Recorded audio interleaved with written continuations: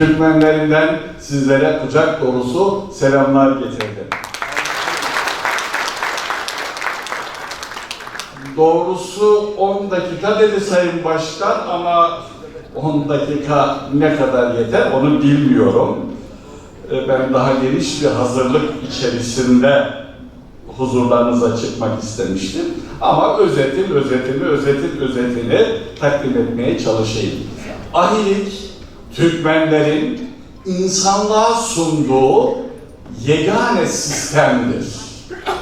Ahilik, imanın ilimle yoğrulması, çalışma ile şekillenmesidir. Ahilik, imanın amele dönüştüğü, Anadolu'nun vatandaşmasını, Osmanlı'nın cihan devleti olmasını sağlayan dünyevi ve uhrevi bir sistemdir. Ahilik sadece bir esnaf teşkilatlanması değil, bir devlet felsefesidir, bir hayat felsefesidir, bir medeniyet hareketidir.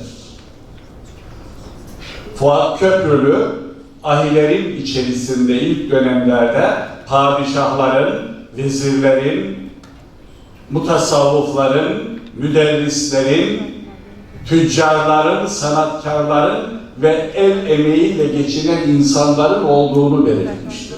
Onun için ahiliği sadece bir esnaf teşkilatlanması olarak görmemek gerektiğini özellikle söylemek istiyorum. Ve ahiliği diğerlerinden ayıran, diğer sistemlerden ayıran en önemli husus hem dünyevi bir sistemdir, dünya ile ilgili bir nizam ortaya koymuştur, hem de ahiretle ilgili düşünceleri, inançları vardır. Tabii ki İslam dininin yansıması şeklindedir.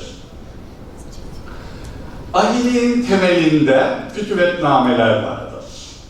Fütüvetnameler dini, tasavvufi eserlerdir ve ahiliğin 740 kadar kuralı vardır. Diğer taraftan ahiliğin temelinde Türkmenlerin özünde olan Alplik teşkilatı vardır. Türkmenlerin, Yörüklerin dayanışmacılık ruhu vardır. Teşkilatçılık özelliği vardır.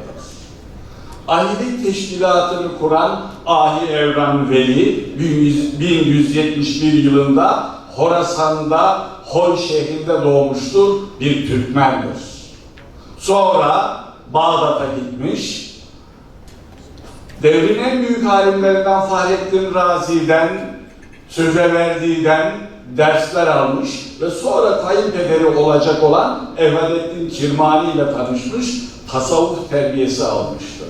Daha sonra Anadolu'ya geçmişler.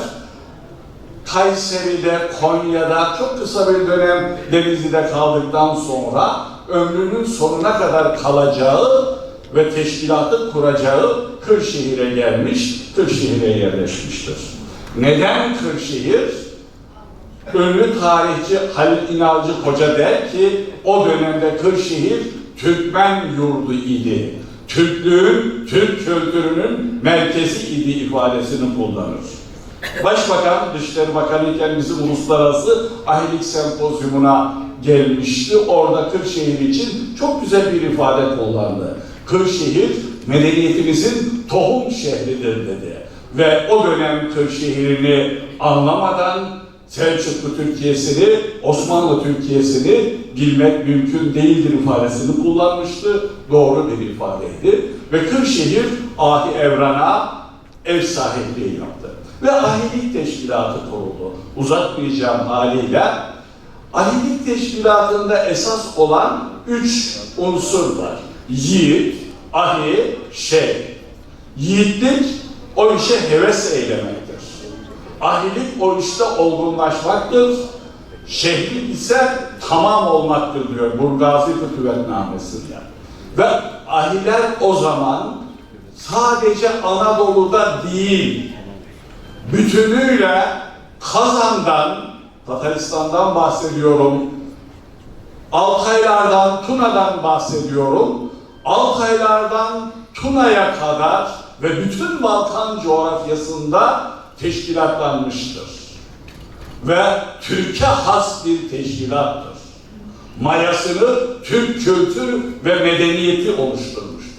Kendilerine göre üretici insan tipi yetiştirmişlerdir. Helal lokmayı önceleyen ve çalışmayı, üretmeyi esas alan, devlete, millete sahiplik eden bir anlayış hakim kılınmıştır. Ne yapmıştır ahiler? Anadolu'yu vatandaştırmışlardır. Göçebe gelen Yörükleri, Türkmenleri yerleşik hayata geçirmişler ve onların şehir hayatına geçmesini sağlamışlardır. Ne yapmışlar? Ermenilerin, Rumların elinde olan meslekleri Müslüman Türk'ün öğrenmesini sağlamışlar. Yamak, çırak, kalfa, usta sistemi içerisinde muhteşem bir üretim sistemi oluşturmuşlar. Ve ahi insan tipini yetiştirmişler. Tekke ve zaviyelerde 740 kuralı öğretmişler. Bu 740 kural o kadar detaylı kurallar ki sokakta yürümekten alışveriş yapmaya kadar, hasta ziyaretinden yemek yemeye, su içmeye, affedersiniz tuvalete gitmeye kadar kurallara bağlamışlar. Ve onları bir dini ibadet içerisinde öğretmişler. Gündüzleri onları iş başında yetiştirmişler. Onları üretici insan yapmışlar. Kim ki iyi insan, iyi Müslümandır. İyi Müslüman, iyi insandır.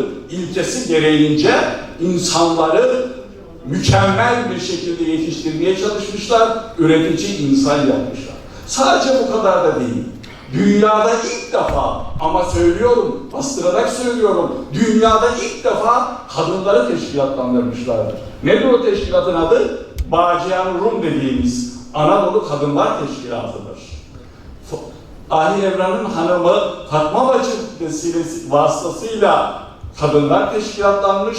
Onlar hem aşına, işine, eşine bağlı olmuşlar, hem de onları bir meslek sahibi yapmışlardır. Bu kadar da değil. Ve o dönemde askeri eğitim vermişlerdir ahilere. Niye? Çünkü düşman geliyor.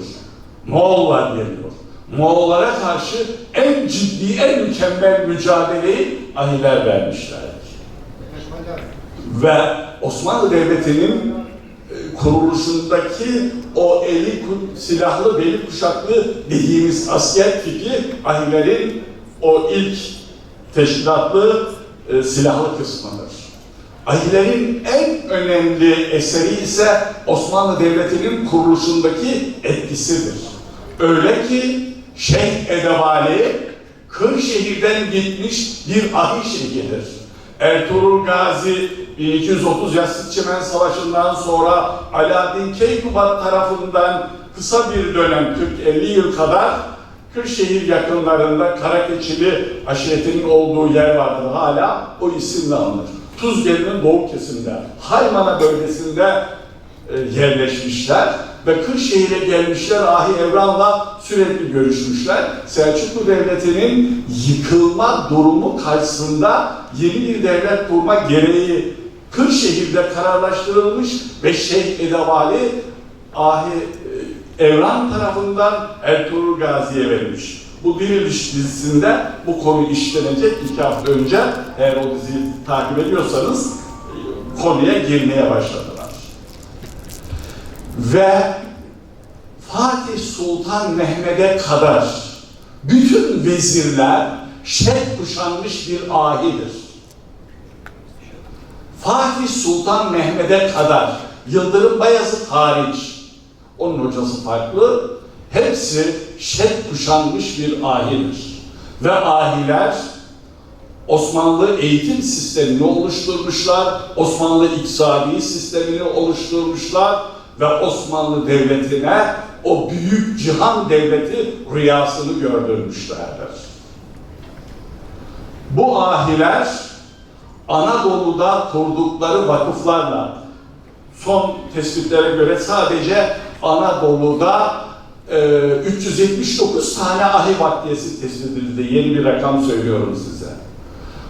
Bu bölgede Anadolu'da ve bütünüyle Selçuklu ve Osmanlı coğrafyasında kurdukları vakıflarla ülkeyi imar etmişlerdir.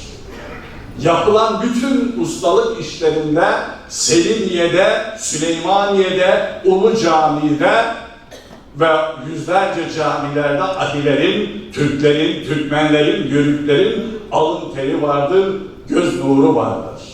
Sadece Anadolu coğrafyasında değil, geçen sene Balkanlarda Türk kültürü ve ahilik sempozyumu yapmıştık.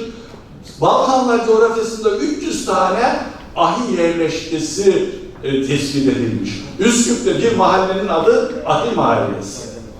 Yani bütün kültür coğrafyamızda, gönül coğrafyamızda ahilerin var olduğunu ifade etmemiz lazım. Ve çok önemli bir şey daha söyleyeceğim. Anadolu'nun kültürel anlamda vatandaşmasını sağlamışlar. Şu bildiğimiz isimlerin birçoğu siz biliyor musunuz ki ahiler tarafından korunmuştur. Dağa bakmış, Hasan Dağı demiş, Kaz Dağı demiş, Boz Dağı demiş, Allahu Ekber Dağı demiş. Irmağa bakmış, Aksu demiş, Göksu demiş, Yeşilırmak, Kızılırmak. Kırşehir demiş, şehirlere bakmış, Gülşehri demiş, Aydın demiş, Tokat demiş. Ve böylece coğrafyanın vatandaşmasını sağlamışlar. Ve Osmanlı'nın yükselişinde hem siyasi anlamda, askeri anlamda, kültürel anlamda, ki kültürel anlamda onu da söylemem lazım, ahiler Türkçecilik kültürünün yükselmesini sağlamışlar. Dile sahip çıkmışlar, onu söyleyeceğim. Sayın Başkan, kaç dakikam var bilemiyorum ama peki 2 dakika daha şunu anlatmaya çalışıyorum. Ahilik sistemi bütünüyle Osmanlı'nın harcı olmuştur. Ve bir dünya sistemi olmuştur. Bunu